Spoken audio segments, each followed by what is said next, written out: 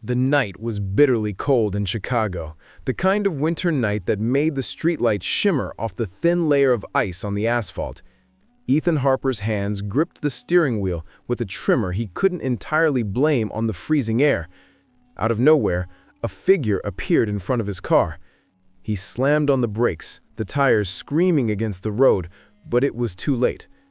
The young man collided with the front of the car and was sent sprawling across the pavement, skidding into a heap near a mound of loose gravel and broken bricks. Ethan sat frozen, staring at the motionless figure. For a long moment, he couldn't tell if the boy was alive. His heart pounded in his ears, drowning out the distant sounds of a city that, even at midnight, never truly slept. Somewhere far away, a dog barked, echoing off empty buildings, and then, like a fleeting omen, the wail of a siren sliced through the cold night air, fading into the darkness. Shaking, Ethan finally forced himself to move. His legs felt like lead, and his vision swam as if the world itself were tilting. The night air stung his lungs as he stepped out of his car and made his way toward the young man. Each step was unsteady, as if he were walking on a ship rocking in stormy waters. The truth was, Ethan wasn't entirely sober. He had been with his friends just hours before, gathered in the warmth of Asher's apartment in Lincoln Park, celebrating the weekend like they always did. It had been 4 of them: Ethan, Alex Parker, Logan Reed, and Asher Miller. Every Friday night they met at Asher's place, drank, laughed, danced, and reveled in the temporary escape from their daily lives. Tonight, Alex had brought a special bottle, something potent that promised a night of laughter and foolishness. Ethan had resisted, even insisted he didn't want to drink, but his friends wouldn't listen. The bottle was passed around, the alcohol coating their laughter with a dangerous warmth. Soon enough, Ethan had been swept along, his resolve drowned in the amber haze. They had talked nonsense, stumbled across the living room, and eventually collapsed onto the worn sofas, a tangle of limbs and exhausted laughter. Somewhere during that blur, Ethan's phone had buzzed repeatedly, his mother, Margaret Harper, calling with that sharp worry she always carried in her voice. He hadn't answered.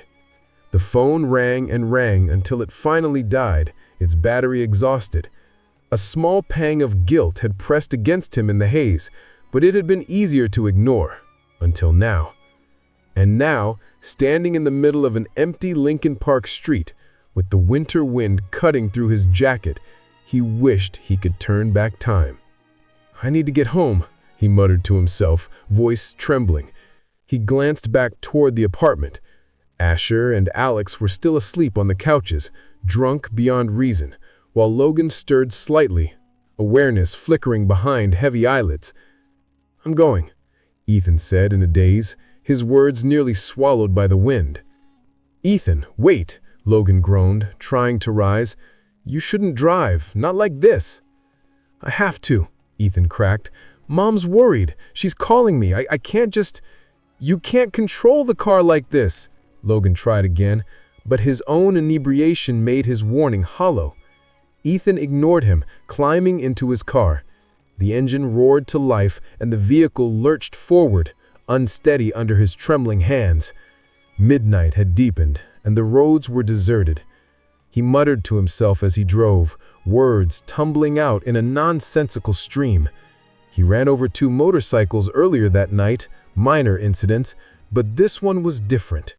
This one felt permanent. And now, under the harsh glow of the streetlights, the boy had appeared, real, human, and utterly vulnerable. His mind raced. Gravel and bricks lay near the young man's body, making the scene all the more chaotic.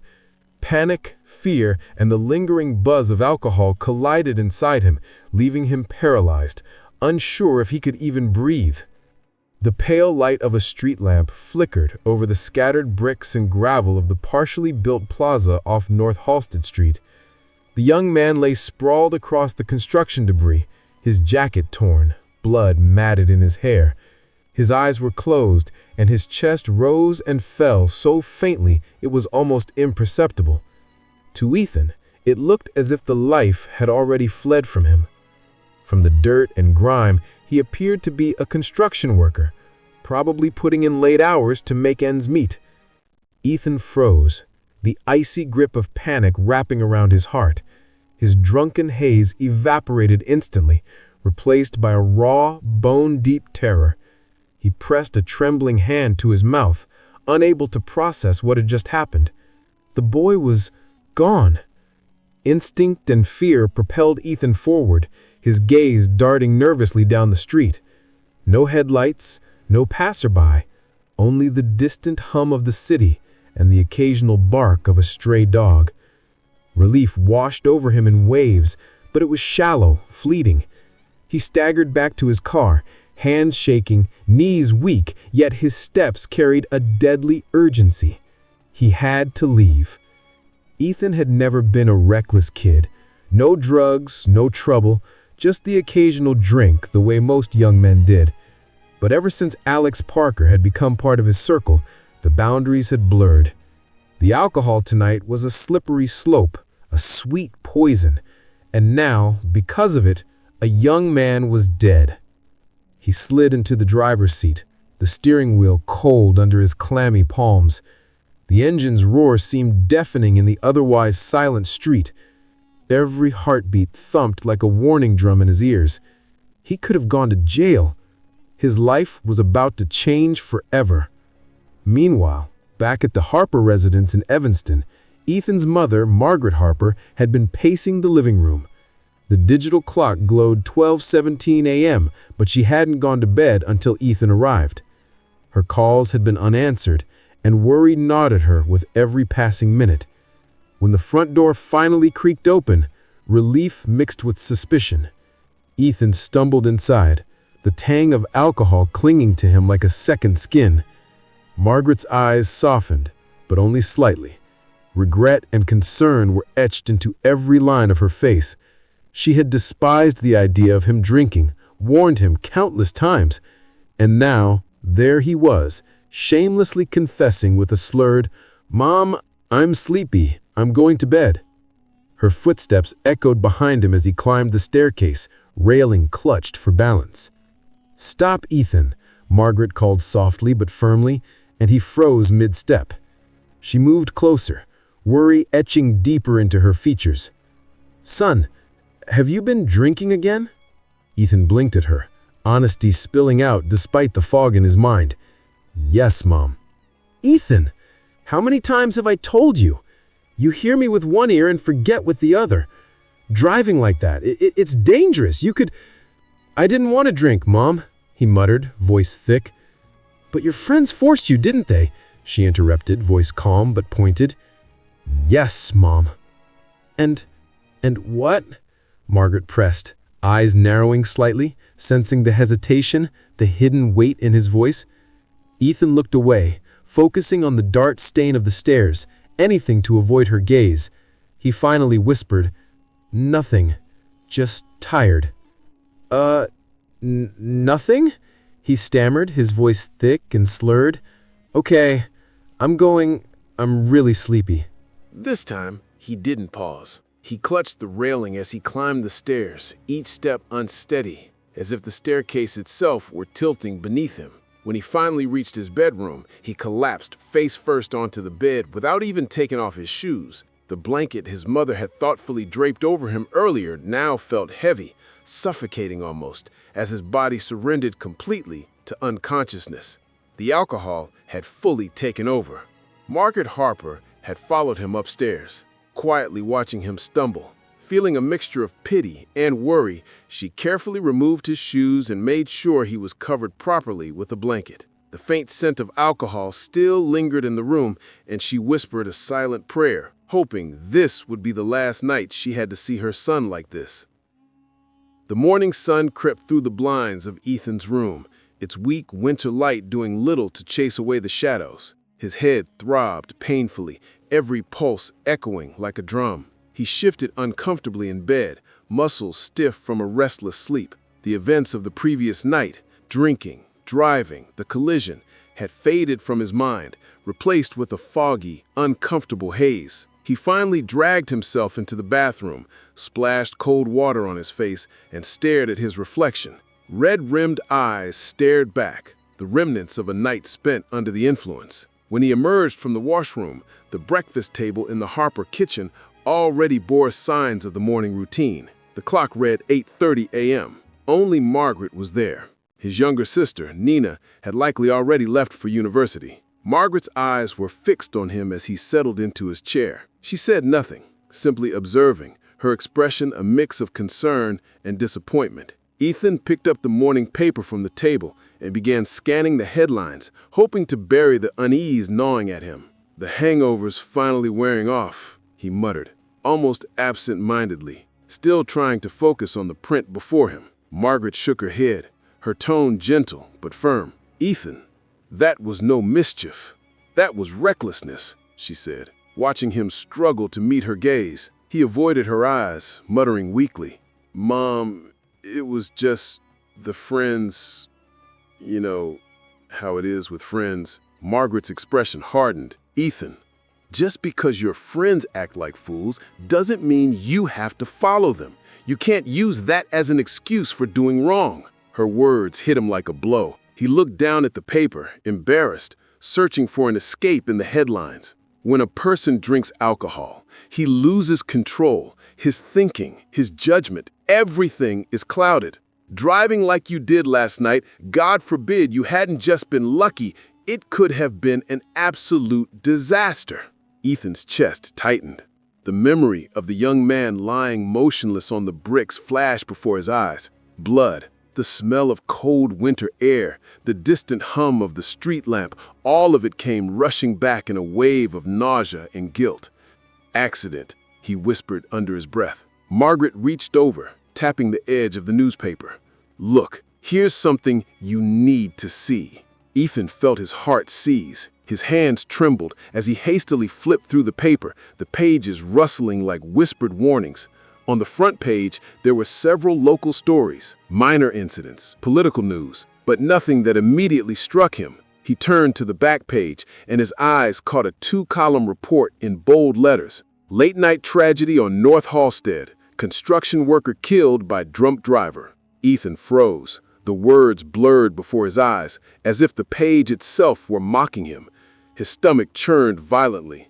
Every detail of the previous night, the collision, the young man's bloodied face, the scattered bricks, was suddenly seared into his mind. Margaret watched silently, knowing her son would eventually realize what he had done. Ethan's hands shook as he held the paper, the weight of the headline pressing down on him like a physical force. He couldn't speak. He couldn't move. The truth, undeniable and terrifying, had finally arrived. Ethan Harper's eyes scanned the newspaper, each word stabbing at him. The article detailed the tragic death of construction worker Lucas Miller, who had been working late at a plaza in Lincoln Park, Chicago. Lucas was originally from Springfield, but had been staying in Chicago for work. That night, he had stepped out of the plaza, perhaps to smoke a cigarette, when the screech of a car's brakes cut through the quiet streets. According to an eyewitness who worked with Lucas, the car's driver had briefly stepped out, seen him, and then fled. Because of the darkness, no one could identify the driver or note the license plate. Lucas was the sole provider for his family. His father had passed away, his mother was blind, and he had a younger sister depending on him. Police were actively searching for the driver. As Ethan read, the events of the previous night replayed in his mind. He sat completely still, frozen, yet a small part of him felt relieved. The eyewitness hadn't been able to identify him or his car, but that relief was shallow. Because of him, an innocent man had died. Margaret Harper, noticing her son's distant expression, spoke softly. "Ethan, what thoughts are keeping you so far away? Breakfast is getting cold." But Ethan barely heard her. His mind was consumed by the haunting image of Lucas, bloodied and motionless, spinning over and over. Only when Margaret placed her hand on him did he blink and return to reality. "Judge..." "Yes, dear." "Did you say something?" He mumbled, startled. "Not having breakfast?" she asked, her voice gentle but firm. "Yes, Mother, I do," Ethan replied softly. He folded the newspaper, set it aside, and tried to focus on the meal. His appetite had vanished after reading the news, yet he didn't want to upset his mother. He ate quietly, finishing as best he could. When done, he kissed her forehead, a small, habitual gesture, and left for the office. At 28, Ethan Harper had inherited a multinational company from his father and had been involved in the business even during his father's lifetime. He was the only brother of 2 sisters. The elder sister, Fiona, was married and the mother of 2 children. Her family lived in a posh area of the city, and her husband ran his own business. The younger sister, Nina, was pursuing her BSc, still busy with university life. While driving to the office, Ethan Harper deliberately took the same road where he had, the previous night, run over a worker. While intoxicated, as he approached the plaza, he slowed the car on purpose. He could see police officers standing among the onlookers. The area where the worker had fallen, Lucas Miller, was cordoned off with yellow tape. Ethan's heart leapt into his throat. Countless thoughts rushed through his mind. What if the police catch me while searching for the driver? What if my family and employees find out I drink? Everything will be exposed. Panic and shame intertwined in a suffocating knot. Despite the fear, Ethan didn't stop. He pressed the accelerator lightly, trying to remain calm. Even in the office, he couldn't shake the unease. The image of Lucas, covered in blood, kept flashing before his eyes. He imagined Lucas's family grieving, his house filled with sorrow. Anger flared within him, anger at his friends, Asher Miller, Alex Parker, and Logan Reed. If they hadn't forced him to drink, none of this would have happened. Although he drove carefully now, Ethan's thoughts kept racing. It wasn't long before Seth, his trusted assistant, arrived. "I was passing by the office and thought I'd stop by," Seth said as he entered. Ethan ordered tea and tried to mask his agitation. "I'm fine, but I can see the worry on your face," Seth said, taking a slow sip of tea. "Did something happen?" No, Ethan stammered. "Nothing happened." "I don't buy it," Seth shrugged, then leaned forward, lowering his voice. "You know me. I'm not just your friend. I'm your confidant. Whatever it is, you can tell me." "I know," Ethan said quietly. "Then tell me quickly. What's bothering you?" Seth pressed, resting his elbows on the table. Ethan's mind whirled. Should he tell Seth about the accident? Compared to Asher and Alex, Seth had always been more than a friend. He was trustworthy, discreet, and loyal. That was why Ethan hesitated. "Is it a girl?" Seth asked, narrowing his eyes. "No, my friend. You know I'm not obsessed with girls." "So, have you killed someone?" Seth asked bluntly. Murder?" Ethan's heart skipped, his face drained of color. "Dude, if you've done something like that, tell me. It's me. I won't let anything happen to you," Seth insisted. Before Ethan could respond, a sudden knock at the door startled him. Moments later, his secretary entered, carrying a tray. She placed tea in front of both men. "Sir, do you need anything else?" she asked politely. "No, thank you," Ethan replied, shaking his head. She left the room. Seth's gaze sharpened. "Now tell me, what's really going on?" After a moment's pause, Ethan Harper spoke, his voice low and tense. "Dude, I've made a huge mistake." "Mistake? What kind of mistake?" Seth asked, picking up his cup of tea, taking a sip, and setting it down again. "Did you annoy a girl or something?" Ethan frowned indignantly. "Dude, be serious. I have a life on my hands and you're determined to make fun of me right now." Okay, sorry. Go ahead. Tell me," Seth said, leaning forward. Ethan hesitated, torn between confession and fear. Before speaking, he glanced at the door. Something compelled him to get up, walk over, and peek outside, as if making sure no one could overhear. The office was quiet.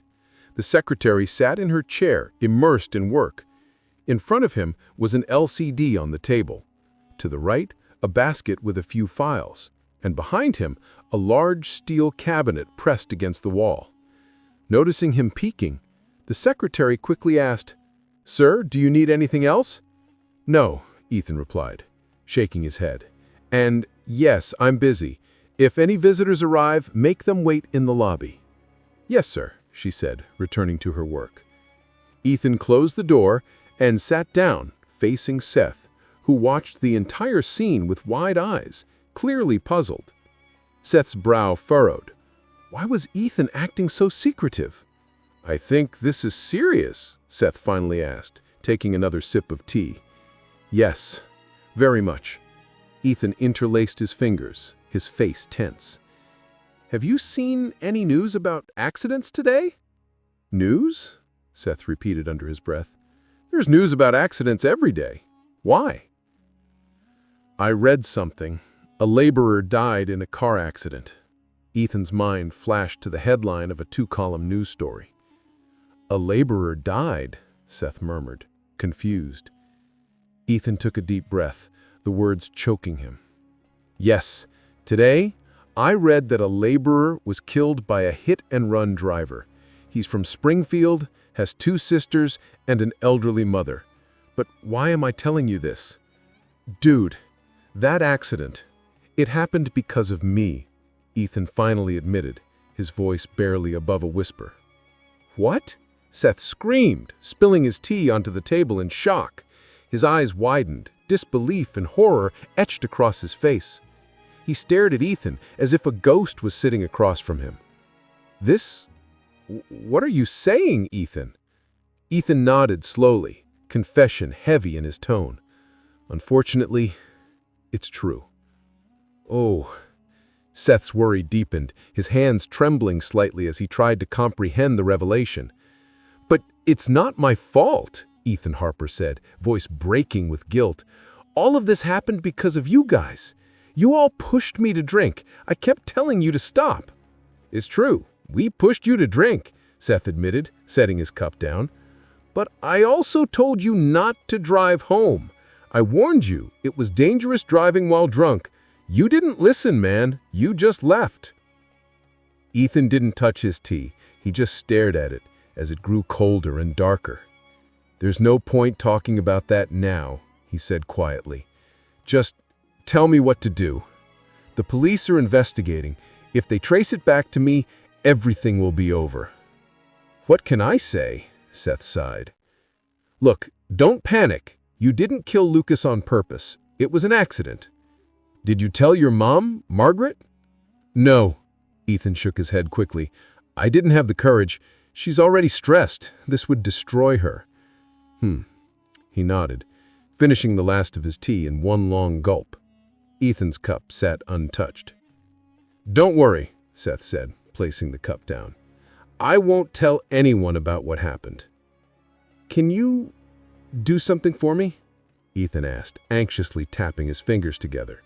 "What is it?" Seth leaned forward. "When I was driving to the office this morning, I saw the police standing outside the construction site, maybe investigating. I'm worried. If there was a CCTV camera on a building or a pole, the whole accident might have been recorded. I personally think there wasn't one, but my heart is not letting me rest. Can you find out if there was a camera or not? You understand?" "Yes, I get it. Just give me the address of the construction plaza in Chicago. I'll go check." Ethan told him the exact location of the construction site near Lincoln Park, and Seth left immediately. As soon as the door closed, Ethan leaned back in his chair and shut his eyes. His heart was pounding painfully. Anxiety tightened around him like a noose. After a few minutes, he exhaled shakily and called his secretary to take the teacups away. An hour and a half later, Seth returned, his face pale, serious. "What happened?" Ethan asked instantly, jumping to his feet. Seth swallowed hard.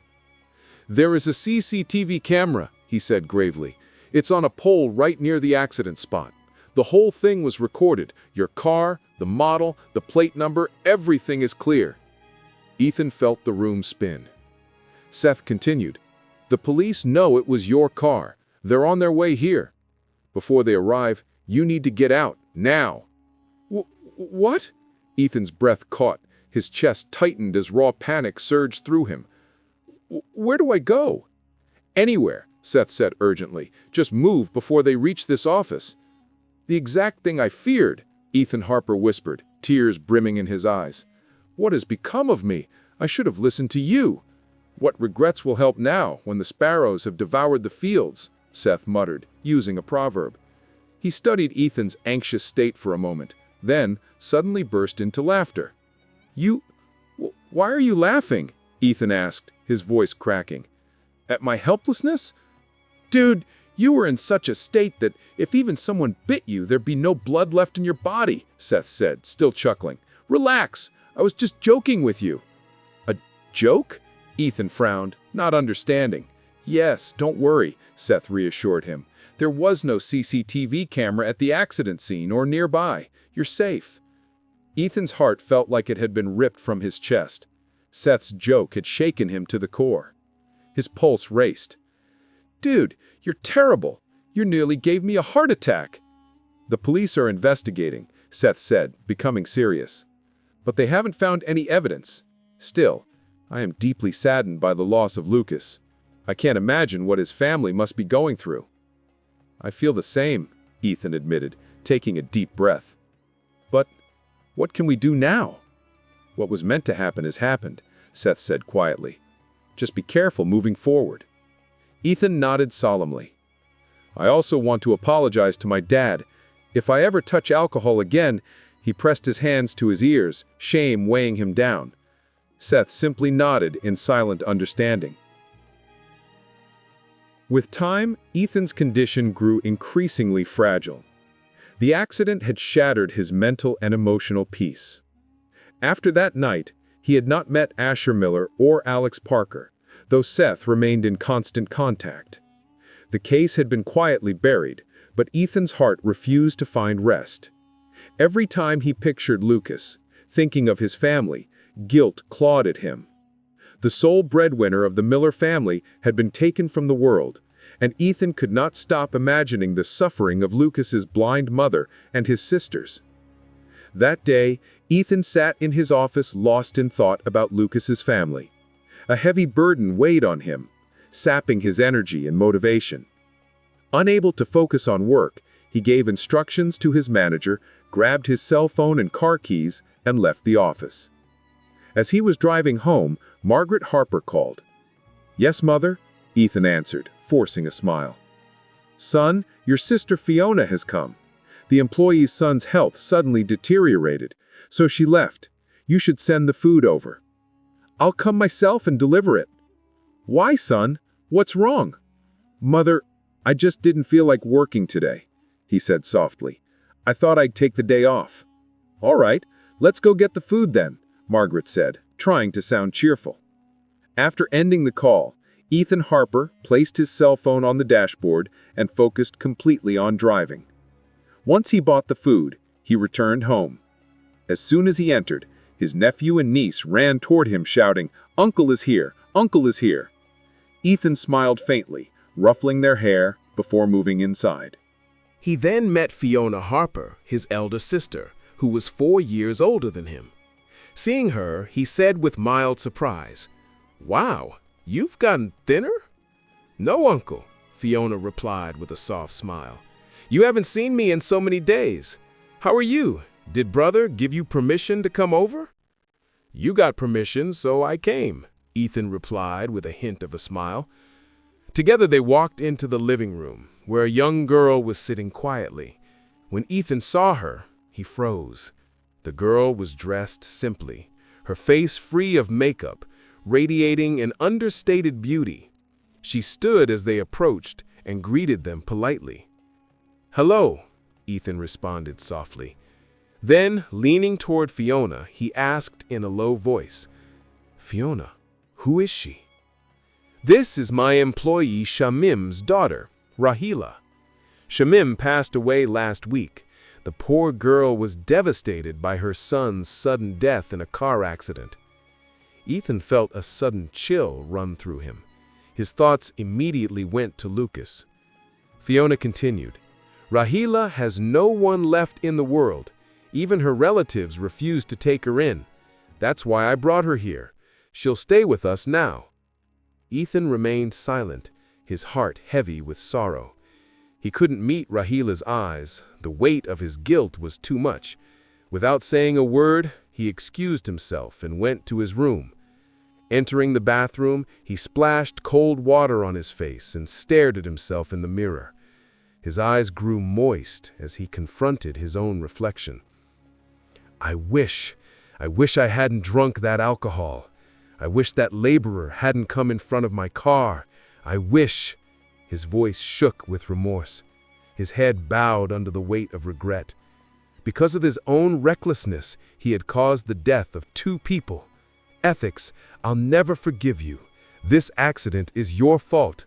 My heart is not at peace. What should I do? What should I do? His voice echoed painfully in the bathroom. Moments later, he opened the bathroom door and froze. Fiona Harper was standing there, expressionless. "Come, sit," she said softly.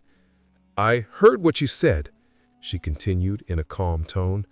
She had come to speak to him about something, but hearing his words from the bathroom had left her speechless.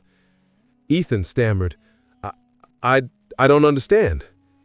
"Come, sit here, and tell me everything," Fiona Harper said, pointing to the sofa. "Sharing your burden eases the heart." Ethan Harper pursed his lips and sank into the sofa. Fiona Harper sat next to him, patiently waiting for him to speak. After a brief pause, Ethan lifted his head and recounted the entire story. By the end, he was crying. "Fiona, I tried so hard to stop my friends, but—" His voice choked and he fell silent. "I am so ashamed, Fiona. I want to make things right, but I don't know how. Rahila's mother is gone, her father too. Otherwise I would have taken responsibility for her myself." After a moment, Fiona spoke softly. "It can still be resolved if you truly want it to be." Ethan looked at her, eyes moist. How, Fiona?" "For now, freshen up. We'll talk more about this in the evening," Fiona said, rising from the sofa. Ethan just shook his head, lost in thought. "Whew! What are you saying, Fiona?" Ethan asked, surprised. The 2 siblings were sitting on their lush Lincoln Park lawn, sipping evening tea. Fiona had spoken to Ethan only after consulting Margaret Harper. Ethan felt a wave of astonishment wash over him. Nina Harper was busy in her room preparing university papers, while Rahila was quietly preparing dinner in the kitchen. "Do you have any objection to what we've decided?" Fiona asked. "No, I have no objection," Ethan said, shaking his head. "But will Rahila agree to this?" "Stop worrying about her," Fiona Harper said in a serious tone. "I'll talk to her. She didn't avoid anything I said. In my opinion, there's no better solution than this. I've made this decision after consulting Margaret Harper. And anyway, Rahila is educated, polite, sensible, and beautiful. She also knows how to manage a household." Ethan Harper looked at Margaret Harper. She shook her head in disbelief, and he took a deep breath, leaning back in his chair. An expression of embarrassment crossed his face. He had hidden the accident from his mother, yet he had never complained to her. "Does Rahila know that her brother Lucas was killed in a car crash?" Ethan asked after a moment, looking at Fiona. "No," Fiona shook her head. "I didn't tell her anything about it." "Why didn't you tell her?" "It's pointless," Fiona said. "If I told her that your brother caused the accident that killed her brother, she might get angry. She could develop hatred for you. In her eyes, you would be the murderer, even though this accident wasn't intentional." "Then how did you convince her?" Ethan asked anxiously. "I told her, 'Look, Rahila, you have no one left in this world. Your relatives have rejected you. You cannot live alone. You don't even have a job to pay rent and meet your expenses. Marry Ethan and build your own home. This way, you'll have shelter and safety forever. I'm just a maid. Who would marry me? I'm an orphan, helpless, Rahila replied softly. My brother Ethan wants to marry you. When I told her this, she was surprised. I explained that we were looking for a bride for Ethan, but the moment he saw you, he lost his heart and wanted to marry you. Her surprise grew even more. In the end, I managed to convince her, and she agreed. Fiona smiled quietly and took a deep breath. What will you tell the world? Ethan asked. That I left rich girls to marry a poor maid? Don't worry about the world, Fiona said with a mischievous grin. People only make up stories anyway. We'll present Rahila as our distant cousin. Ethan picked up his cup and sipped tea. The bloody face of the young laborer, Lucas, flashed before his eyes once again. At that moment, Fiona's voice reached him. Your wedding with Rahila is tomorrow, Friday. Ethan bowed his head silently, knowing this was the only way to atone for his crime.